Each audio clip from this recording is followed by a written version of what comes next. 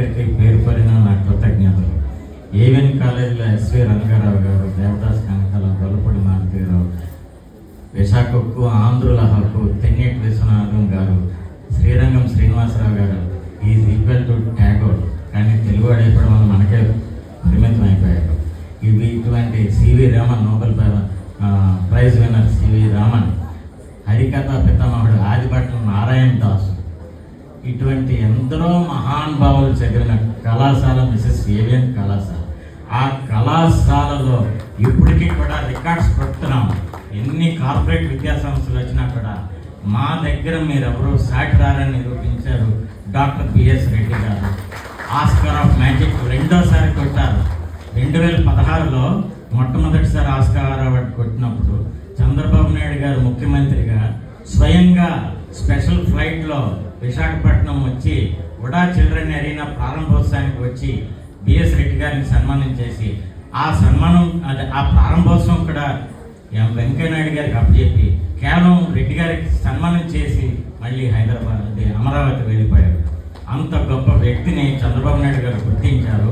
మొన్న ఉగాది నాడు కూడా రాష్ట్ర అత్యుత్తమ పురస్కారం కళారత్న పురస్కారాన్ని రెడ్డి గారికి ఇచ్చి మ్యాజిక్ రంగంలో ఆంధ్రప్రదేశ్ ప్రభుత్వం మళ్ళీ గుర్తించింది.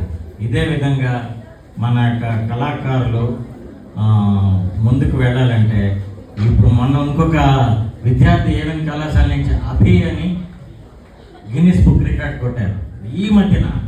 ఎందుకంటే ఇన్ని కార్పొరేట్ విద్యాలయాల్లోనే మా కాలేజీకి ఎందుకు వస్తుందంటే మా కాలేజ్ పునాది అటువంటిది.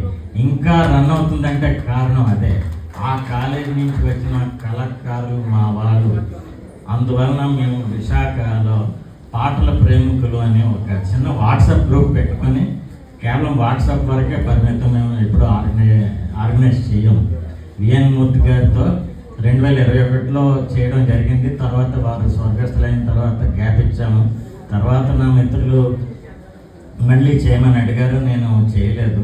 కానీ ఆస్కార్ అవార్డు పొందిన తర్వాత వీరిని మనం భారతీయులుగా మనం గర్వించాలి.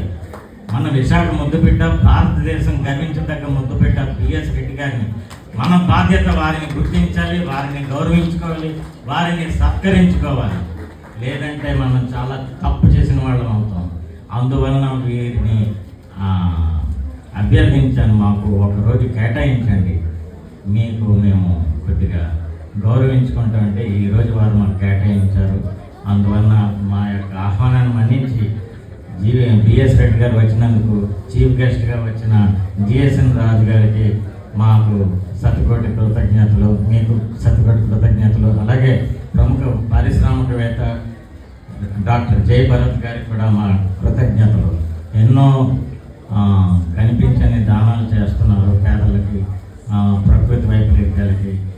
అతని స్థాయిలో వారు సైలెంట్గా సేవా కార్యక్రమాలు కూడా నిర్వహిస్తున్నారు పారిశ్రామిక రంగంలోనే కాకుండా.